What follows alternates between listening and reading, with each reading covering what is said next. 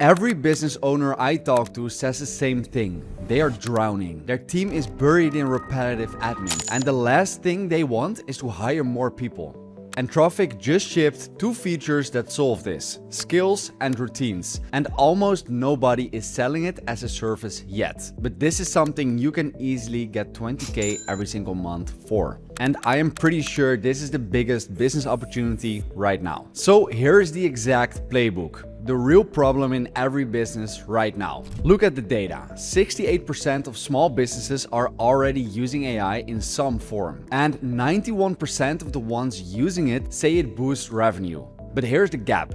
They are stuck on chatbots and ChatGPT tabs. They don't have anyone to actually replace the workflows that people hate. Lead follow-up, invoice chasing, emails, negative review responses, missed calls. The stuff that keeps an owner up at night because it just doesn't get done. We are not selling AI. We are selling back the hours their team is losing every single week. So what skills and routines actually are? So a quick primer, because this is the whole game. Skills are reusable process documents, a folder with a skill.md file that teaches Claude exactly how your client wants something done. Their tone, their format, their decision logic. It loads only when needed, so it doesn't burn context.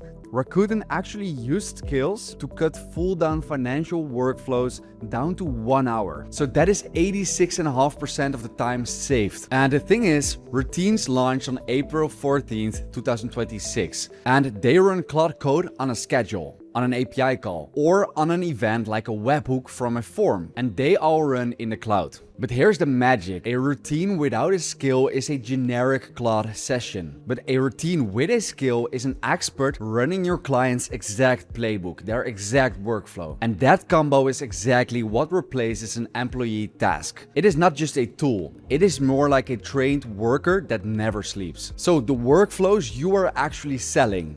You don't sell the skills, you sell the hours back. It is all about positioning. So I think this kind of business is really going to take over this year. If you are interested in more videos like this, make sure to like and subscribe.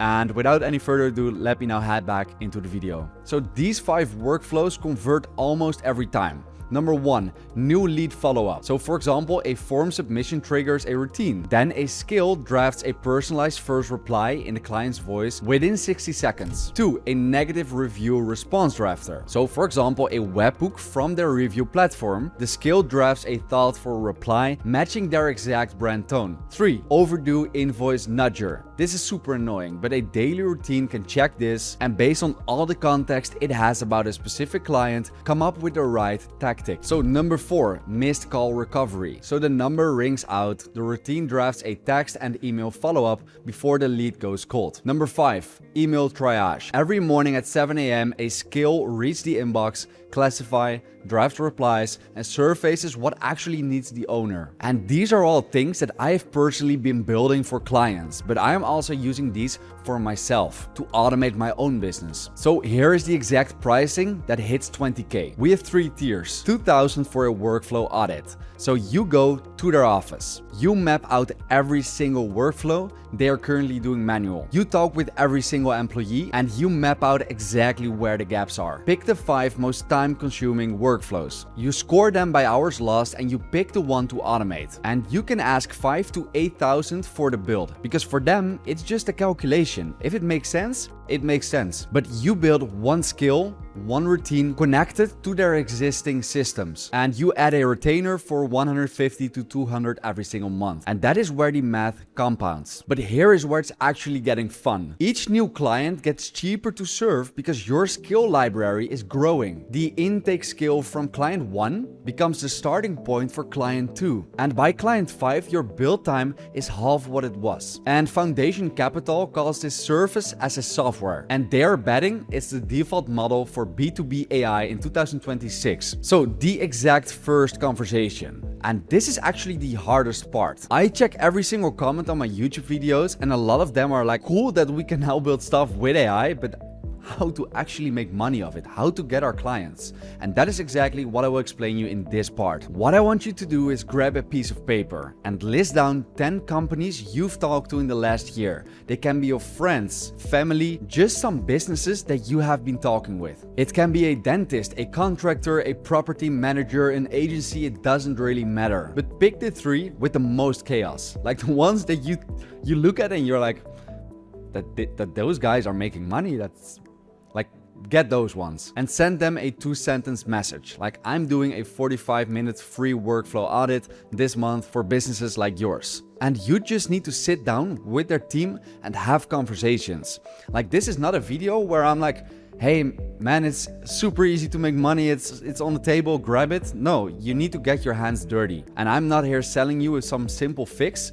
If you want to make money with AI, you need to start talking with business owners. And once you have a conversation with those business owners and their employees, map down exactly where their annoying workflows are. Watch the real employee do the actual work and just map down everything and write down exactly what workflow is costing the business owner the most money. And believe me, once you do this, 2 out of the 3 will convert. But only if the pain is real. Like, don't go there and try to find problems. Make sure to really find their pain points. Because the business owners, they just want their employees to get their time back, to put their time into the stuff that actually matters. So the retainer that keeps it sticky. Like, we want to make 20K every single month, not 25K in the first month and then the next month 4K again. And this is also about positioning. So don't call it maintenance. Call it workflow operations. And there are 3 things that you should do every single month. So number 1 is you tune the skill as their workflow shifts. The tone changes, the new product,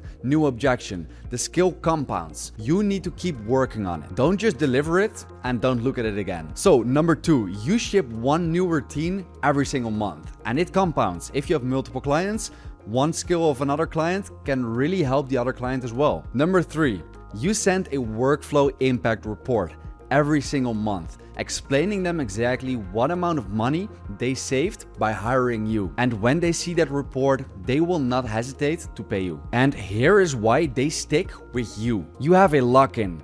Their skill library is now their playbook. It carries their tone, their decisions, their edge cases. Switching providers means rebuilding from zero. Like, they can obviously get the files, but they want you. You automated so much for them. Why leave you? It doesn't make sense. So I am personally not building SaaS anymore, but you can actually turn this into a SaaS. And this is the hardest part. You should run this for 6 months. And if 3 different clients in the same industry want the same skill stack, you found product market fit in the wild. And most founders spend years finding that, a product that people actually need. But when you do services, you have these contacts. You are talking with the business owners. You know exactly what they need. And that is how a service business turns into a real SaaS business. And if you have no pattern in 6 months, you got paid to learn the niche was actually wrong. And you just saved yourself a whole lot of time. So if you want to know more about how to actually do this, make sure to check out Build Loop. The link is in the description. And if you have any questions, please let me know in the comments. I actually really enjoy just having conversations with you guys and helping you out where needed. So drop your comments. And if you've enjoyed this video, make sure to like and subscribe, and then we'll see each other in my next video.